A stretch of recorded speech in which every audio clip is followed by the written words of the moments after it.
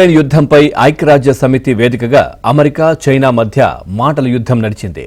ఉక్రెయిన్పై Russia చేస్తున్న దాడులకు ఉపయోగపడే వస్తువులను ఎగుమతులు చేయడం ఆపేయాలంటూ చైనాను అమెరికా హెచ్చరించింది. దీనికి చైనా గట్టిగా కౌంటర్ ఇచ్చింది.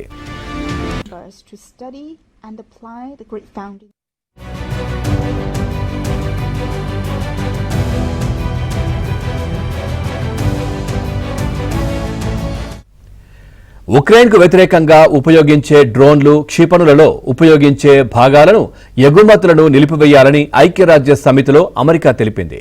ఈ సందర్భంగా చైనా పేరును ప్రత్యేకంగా ప్రస్తావించిన అమెరికా, బీజింగ్ కారణంగా డ్రోన్, క్షిపణి దాడులు మరింత తీవ్రమయ్యాయని ఆందోళన వ్యక్తం చేసింది. ఇక రష్యా ఉక్రెయిన్ సంఘర్షణలను ఆపడానికి తాము చేస్తున్న ప్రయత్నాలను ఇది బలహీనపరుస్తోందని అమెరికా ఆగ్రహం వ్యక్తం చేసింది. చైనాకు నిజంగా శాంతి నెలకొల్పాలనే ఉద్దేశం ఉంటే మాస్కో దూకుడుకు ఇటు ఆజ్యం పోయడం మానేయాలని హెచ్చరించింది.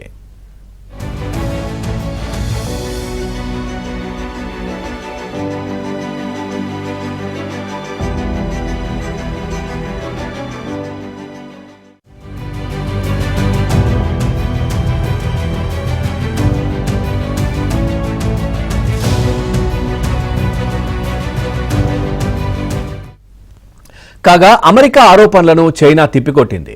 ఉక్రెయిన్లో యుద్ధాన్ని చైనా ప్రారంభించలేదని, సంఘటనలో భాగం కాలేదని, ప్రాణాంతక ఆయుధాలను ఎప్పుడూ అందించలేదని తెలిపింది. డ్రోన్లతో సహా పలు వస్తువుల ఎగుమతులపై కఠిన వైఖరితోనే ఉన్నామని చైనా స్పష్టం చేసింది. ఉక్రెయిన్ సమస్యపై అమెరికా నిందలు వేయడం మాని శాంతి చర్చల్లో సరైన పాత్ర పోషించాలని చైనా కౌంటర్ ఇచ్చింది.